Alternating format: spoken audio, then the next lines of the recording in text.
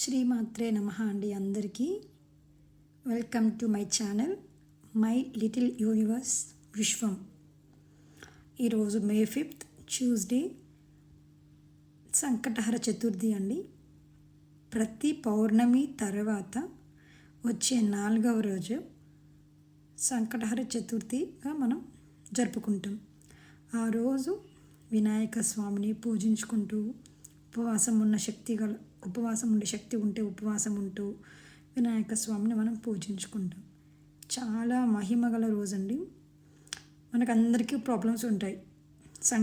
Problem అంటే కష్టం అంటే సంకట అంటే కష్టం, హర అంటే వెళ్ళిపోవడం, నాశనం అయిపోవడం. సో కష్టాలు నాశనం అయిపోవడం, సంకటహర చతుర్థి.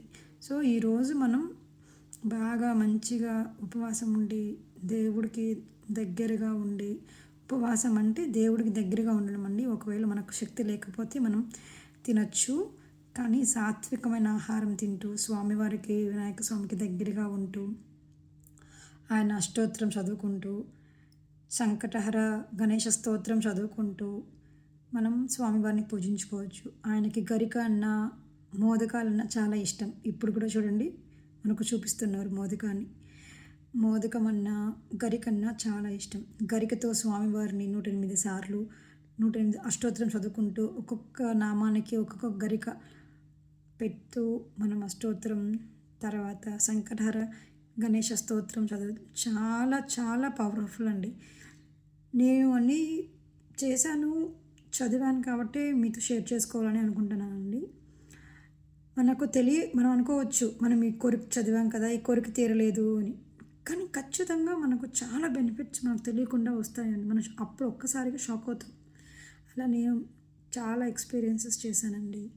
అందుకే ఇంకా అన్నీ మీతో షేర్ చేసుకోవాలని వచ్చాను. సంకటహర గణేష స్తోత్రం చదవండి. నారద ఉవాచ. అలా నేను కుదిరితే PDF కూడా అప్లోడ్ చేస్తాను, చదవండి. చాలా చాలా మంచి స్తోత్రం అండి. అందులో మంగళవారంతో రావడం ఇంకా చాలా అరుదు అండ్ చాలా మంచిదండి. ఈరోజు ఉపవాసం ఉండి స్వామివారిని దర్శనం చేసుకోవడం, గరిక సమర్పించడం, అష్టోత్తరం చదవడం, సంకటహర గణేష స్తోత్రం చదవడం, ఇలాంటివన్నీ చేయండి, చదవండి, స్వామివారికి దగ్గరగా ఉండండి, ఆయన ఆశీస్సులు పొందండి.